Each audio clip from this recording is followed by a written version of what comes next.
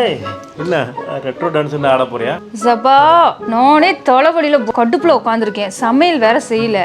பசி உயிர் போகுது. போய் ஆர்டர் பண்ணுங்க, எனக்கு ரொம்ப பசிக்குதுங்க. ஆர்டர் பண்ணுங்க. பசிக்குது அவ்வளோதானே, நான் பார்த்துக்கிறேன். நான் சமையல் பண்ணி தரேன், ஓகேவா? நீங்களா சமைப்பீங்களா?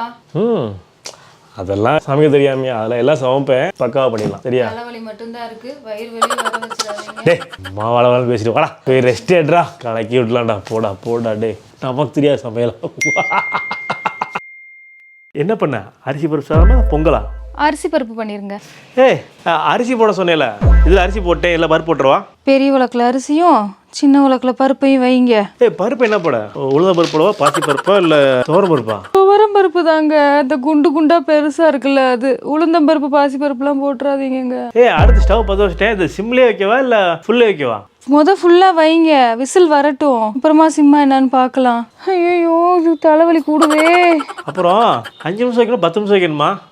நான் சமைக்க சொன்னா ஏற்கனவே எனக்கு தலைவலிக்குது. உயிரே வாங்கிட்டு இருக்கீங்க. ஒழுங்கு இன்னைக்கு